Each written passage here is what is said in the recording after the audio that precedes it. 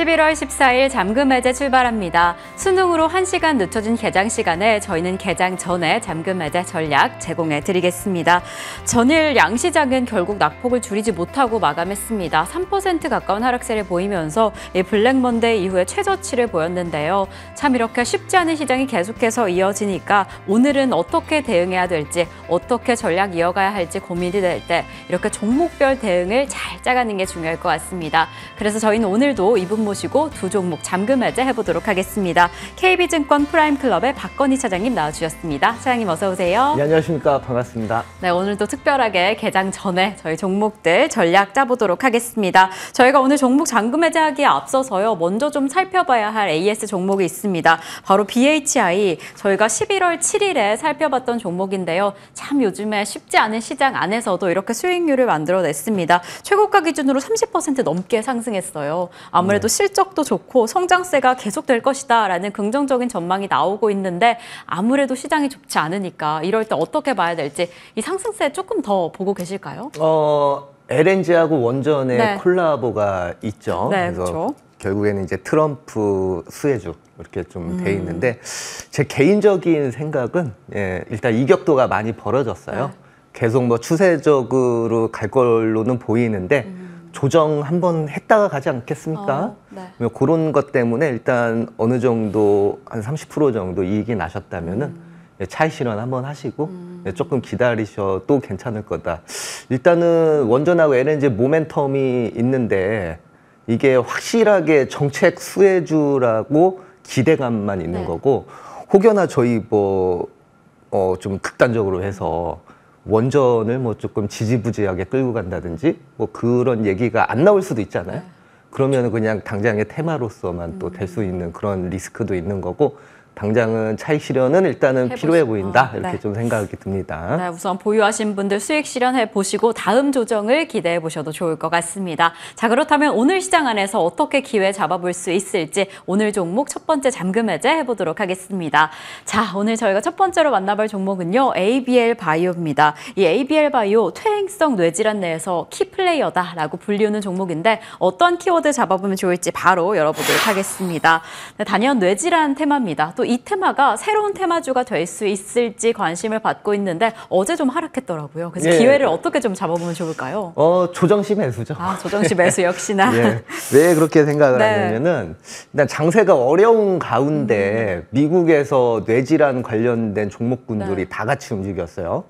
가장 대표적으로 저희가 브리스톨 마이어스 스킵부터 해서 그 테마로 들어가 있는 여러 가지 중소형주들이 있는데 이 종목군들이 실적이 좋은 것도 있고 나쁜 것도 있고 있는데 하나의 테마로서 이렇게 쫙 올라가는 모습이 좀 나오고 그 종목들을 포함한 ETF가 저희가 상장한 지는 얼마 안 됐는데 삼성자산운용의 미국 뇌질환 치료제 액티브 ETF가 있어요. 저게 이제 11월 12일 종가 기준이라 저기에서 조금 눌림목을 좀 주기는 했는데 종목이 밑에서부터 올라가면은 잠깐 조정할 수도 있는 거고 이럴 때를 좀 타겟으로 해서 좀 사셔야 될 걸로 보이고 굉장히 견조한 모습이 나오고 있고 그런 바이오 중에서 뇌질환 치료제를 저희가 왜 계속 중점적으로 봐야 되냐면은 이게 미충족 수요가 굉장히 큽니다. 저희가 이제 예를 들어서 뇌 질환이 있었을 때 약물을 투입을 직접적으로 해야 되는데 이 뇌 혈관이 아무 약물이나 받아들이지가 않아요. 저희 그냥 주사 넣듯이 독감 주사 넣듯이 이런 게 아니기 때문에 약물이 뚫고 가기가 힘들어요. 그렇기 때문에 이 뇌질환을 정복하는 자가 앞으로 미충족된 수요를 잡는 이러한 하나의 선두주자로 될 것이고 그 선두주자의 가시화된 첫 번째 국내 주자는 ABL 바이오다 이렇게 말씀을 드리고 싶습니다. 네, 누가 뇌질환 내에서 먼저 정복을 할 수 있을지, 먼저 선두를 잡을 수 있을지 우선 ABL 바이오를 집중해 보시면 좋을 것 같은데 두 번째 키워드 바로 열어보겠습니다.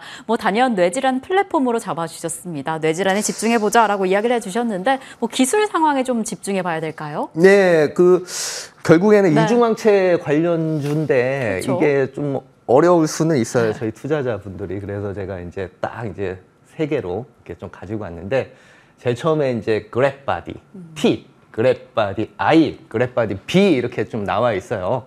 이중항체라는 게 말 그대로 항체, 내 몸을 지키는 전사죠. 전사가 항원이라고 해서 바이러스 종양이죠. 그거하고 이렇게 결합을 하는 성향이 있어요. 그것과 결합을 하면 옆에 있는 저희 면역세포들이 야, 공격해라! 이렇게 인식을 하거든요. 그게 기본적인 항체 치료제가 될 것 같은데 이 공격을 하는 데 있어서 저 앞에 이제 T가 보이지 않습니까? 저희 그 전사들이 T세포라 그래요. 면역세포들이. 그거를 발열을 시킨 게 그래비티 T 이렇게 되고 I라는 거는 그 면역관문 억제제라고 해가지고 이 종양들이 마치 자기가 정상세포인 양 이렇게 위장을 해요. 네. 그 위장을 못하게끔 억제제를 쓰는 거거든요. 그게 IP 이런 식으로 돼 있는데 자 일단 저 T라는 플랫폼에서는 저희가 ABR111, ABR001 이제 어려워지기 시작을 하죠. 예. 이게 이제 각각 이제 위하고 담도암 쪽에 네. 관련돼 있는 플랫폼. 그리고 I 같은 게 ABR2라고 혈액암이거든요.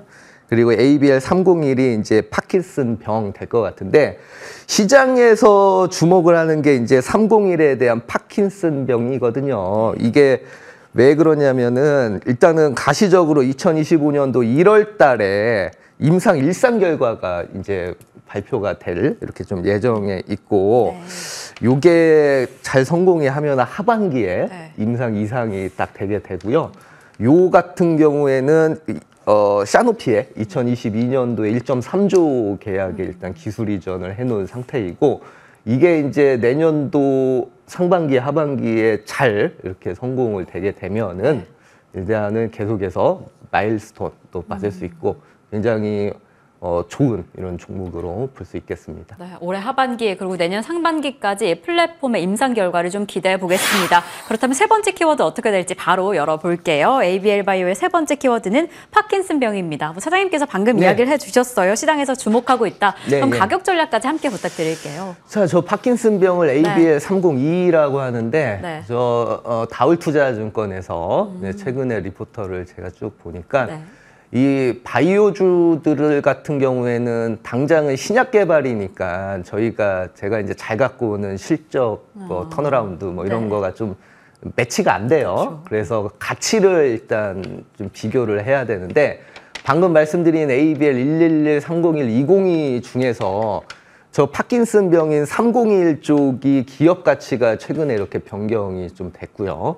저 ABL 111 같은 경우가 위식도암 쪽인데 굉장히 가시화가 좀 많이 되는 쪽이긴 하지만 이 301 쪽의 가치가 변화가 됐다는 거를 필두로 해서 이 적정 주가를 최근에 52,000원으로 이렇게 좀 올려놓은 게 있어요. 그만큼 뇌질환 치료제 그중에서 파킨슨병의 그 신약 가치를 시장에서 굉장히 기대를 하고 있는 모습이 되기 때문에 저 또한 그 가치를 반영해서 목표 주가 상향이 괜찮다 이렇게 보고 있고 따라서 최근에 이렇게 조정이 세게 나오긴 했지만 화끈하게 조정 시에 관심을 가져야지 또 언제 또 급등했을 때 들어가면 또 좀 그렇지 않습니까? 네, 좋습니다. 그래서 오늘 ABL 바이오 한 4만 원 정도 이렇게 목표가 좋습니다. 목표가 4만 원으로 지켜보시면 좋을 것 같습니다. 그럼 저희는 계속 이어서 두 번째 종목 잠금 해제 보도록 하겠습니다. 저희가 오늘 살펴볼 두 번째 종목은 케이프입니다. 트럼프 스웨즈를 찾고 있었는데 이 조선주 안에서도 케이프를 꼭 집었다라고 합니다.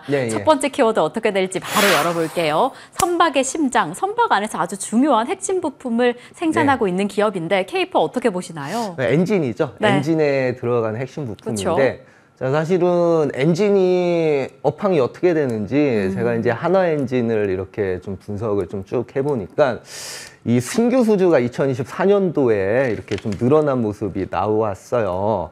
2024년도 중에서 이제 3분기에 그 신규 수주가 7천억이 몰렸는데 사실은 올해 누적 수주가 1.4조인데 3분기에 한 반이 몰렸다는 거죠. 그러면 당장 저희가 이제 한화 엔진이 괜찮네 이렇게 볼 수도 있어요. 하지만 저희가 여기서 한 가지 좀 그래도 의문점을 좀 가져야 되는 게 엔진이 수주를 받으면은 실적으로 인식이 되는 게 1.5에서 2년이 흘러야 되거든요. 시간이 오래 걸리지 않습니까? 실적이 바로바로 잡히는 그런 구조는 아니거든요. 그러면 엔진 업황에서 앞단에 있는 밸류체인, 실적이 바로바로 잡히는 걸 찾는 게 더 옳지 않을까 이런 생각이 좀 들었던 거죠. 네. 그래서 케이프라는 종목을 저 종목이다 이렇게 좀 생각을 하고 있습니다. 네, 좋습니다. 그렇다면 키워드 두 번째 키워드는 어떻게 될지 바로 열어볼게요. 실린더 라이너 이야기해 주신 것처럼 그 선반 엔진의 핵심 부품으로 보여지는데 맞아요. 어떤 상황일까요? 케이프가 이제 30년 동안 네. 그 내연기관 선박 엔진 쪽에서 요거 하나만 만들었어요. 딴 거 안 하고. 네. 그래서 글로벌 1위 실린더 라이너 업체인데 이 라이너라는 거는 이제 내연기관 안에 그 덧대기 부품이죠. 피스톤이 운동을 잘 할 수 있게끔. 그래서 안정성하고 수명에 좀 직결이 이렇게 좀 되는데 이거 같은 경우는 케이프가 신조선하고 AES로 이렇게 좀 나누고 있어요. 신조선은 말 그대로 최근에 친환경 선박이 올라가면서 그 친환경에 들어가는 엔진 부품이 또 평균 판매 단가가 높아지는 하나의 메리트가 있고 두 번째가 AES가 뭐냐면 부품이다 보니까 엔진 같은 경우는 한 번에 다 만들어 놓으면 끝이잖아요.